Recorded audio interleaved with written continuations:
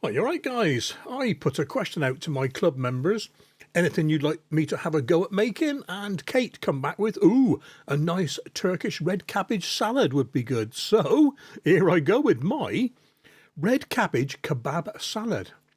And for this, it's all about the halves, really. Half a red cabbage, half a red onion, half a lemon, that's the juice and the zest. And the rest of it's just some salt, olive oil, white wine vinegar. A bit of zaatar for a Turkish flavour, and there's plenty of scope in this recipe to add your own optional extras. I'm adding a bit of flat leaf parsley, but you could also add some chopped up cucumber, chopped up lettuce or chopped up tomatoes. Huh? Get the idea? Chop them up first. Anything you want really, guys. Well, here we go with how I did it. Okay then, the first thing we need to do is cut the cabbage in half, take the core out. I found it easier to cut it in quarters actually, then take the core out. Less carving to do. Yes, I would normally do it the other way up, makes it a darn sight easier, but where's the fun in that? I want to show you me cutting it up. Doesn't matter if you leave a bit of the core behind, but you don't want too much. You don't want any woody texture to the salad. Now, however you want to do it, finely or fairly finely slice the cabbage. I'm doing 1/4 with a knife, and then I'll move on to the mandolin just to show you it's easy both ways.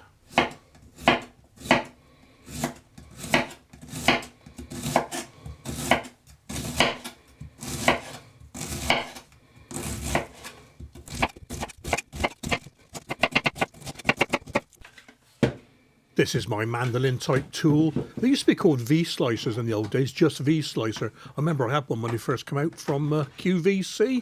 It cost the earth. It didn't do an awful lot either. This one's a Burner V3. There's slices, juliennes and dices, and it's adjustable, which is great. So get your setting right, get your cabbage just the right thickness and slice away. Now, I'm not using the guard. Use the guard, guys. I'm just doing it like this so you can see me doing it.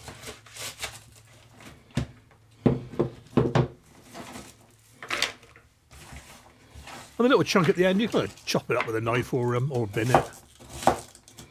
I chop mine up, look.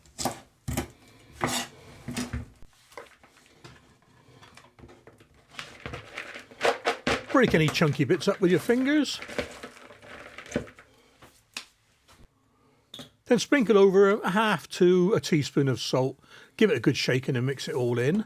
And what we're going to do is try and extract some of the moisture and just soften up the cabbage a little bit, not too much. Give it a good mixing, like I said, cover it and leave it for between 1/2 and 4 hours.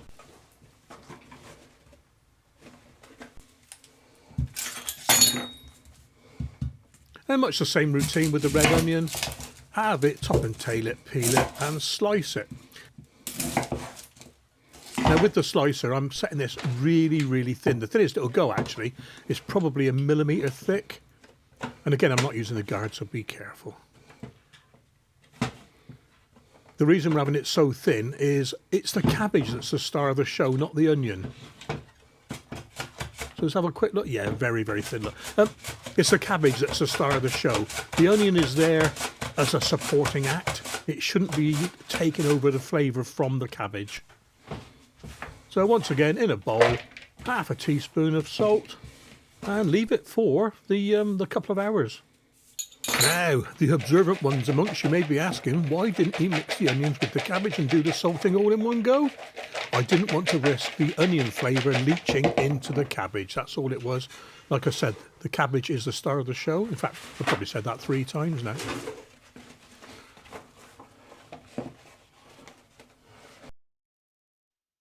Okay then, the 2 hours is up. So drain, strain and rinse the cabbage and onion. I did these together, but it didn't matter if I mixed them now, look.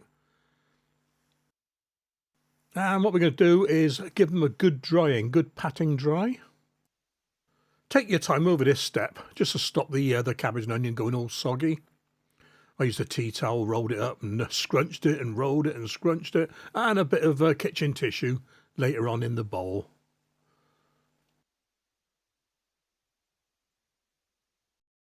Nearly made the tea towel go red, actually.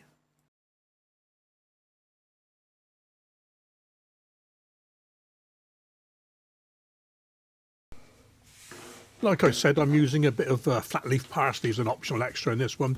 Some I'm putting in now, and some I'm going to be putting in just before I serve it.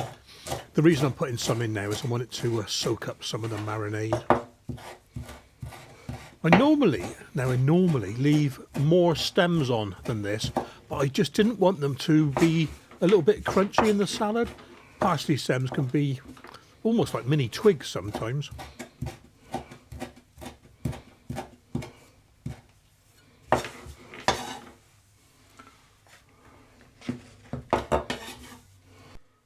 And like I said, the juice and zest of half a lemon. Now, again, this is the best juicer I've ever had.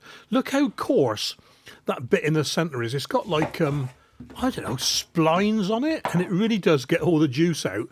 And the coarse sort of grid mesh underneath stops any seeds and pips and pulp going into the juice itself in the container. Orange bit for oranges, lemon bit for lemon and limes. Very clever. I couldn't have thought of that one. I'm using a microplane for the zest. I wanted really, really fine zest, not strands of it. Quite a lot of juice for half a lemon. I reckon it's over a tablespoon anyway. So into the cabbage with the lemon zest and lemon juice.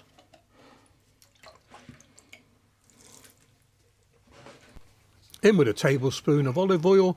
You can use half a tablespoon, but I use this 1 tablespoon because I like an oily salad. Personal choice again. Give it a mix in. Get it all coated with the oil. And then it's in with the white wine vinegar. And we're using half a tablespoon for this. Gives it that bite.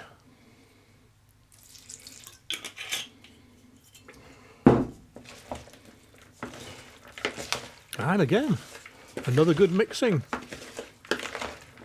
Okay, that's nicely mixed in now. Going to leave this in the fridge overnight. It will keep for, I don't know, 2 days at least, yeah. So leave it in overnight, and I'll be taking it with me tomorrow when I go visiting. And when I get there, I'll be putting some zaatar on, just to give it a little bit of, I don't know, Turkish spice, I suppose. After all, it is a Turkish kebab red cabbage salad.